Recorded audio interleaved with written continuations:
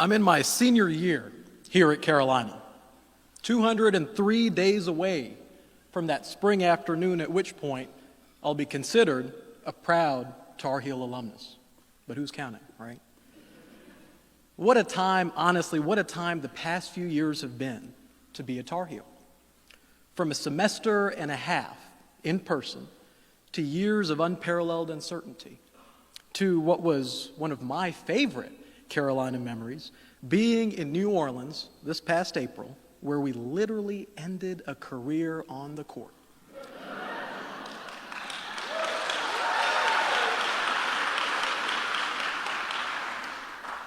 It's been an interesting couple of years to be a Tar Heel.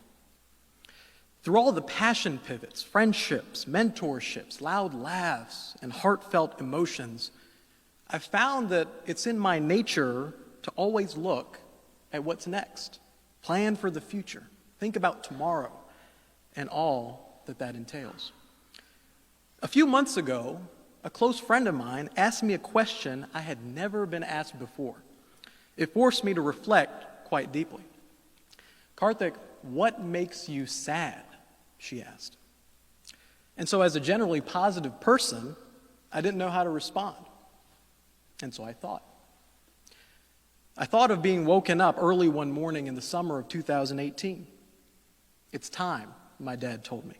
I got up, still half asleep, made sure I wasn't missing anything that I needed to pack or take with me on such short notice.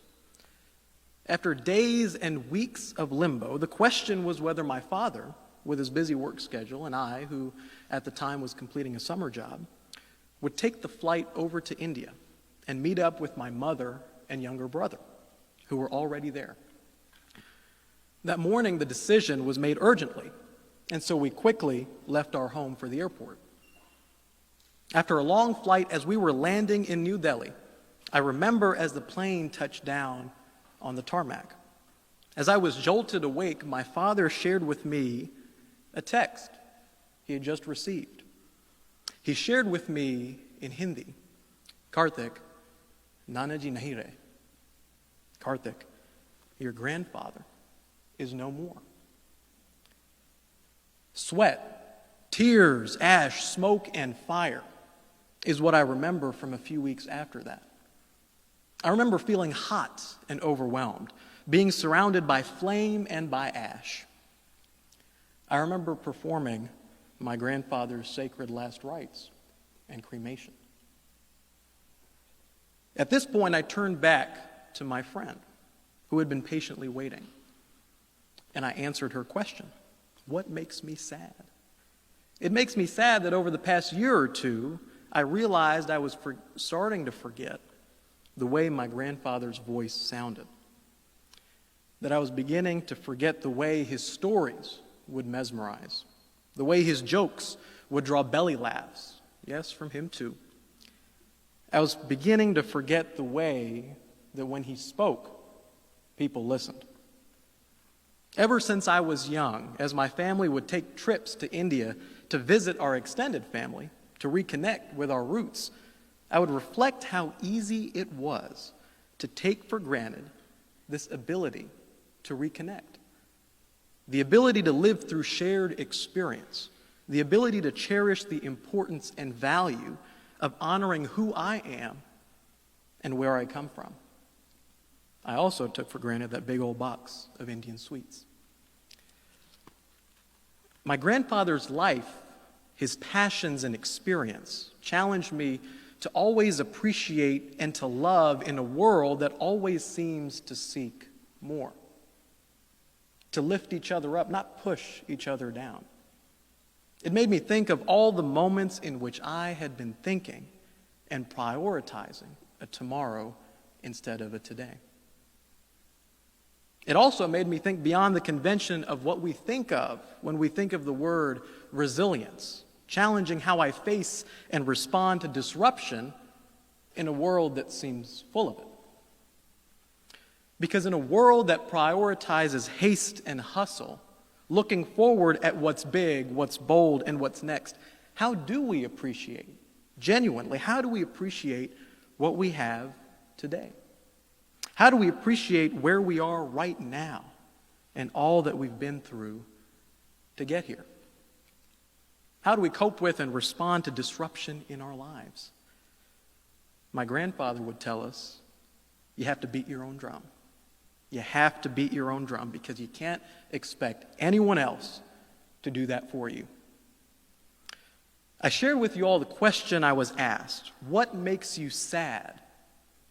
Not to make you ask the question of yourselves, but rather to think of those things, of those people, of those places, and of those memories that keep you going, that make it worth it.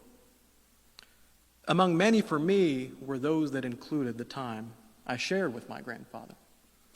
Because I realized in order for me to truly be able to stand strong, beat my own drum, and focus on what matters, I've realized I have to honor where I come from, as well as those that sacrificed for me to be here.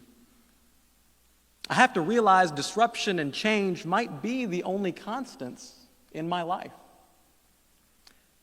And I have to seek joy in what it is that keeps me moving, asking myself, what is it that fills up my cup?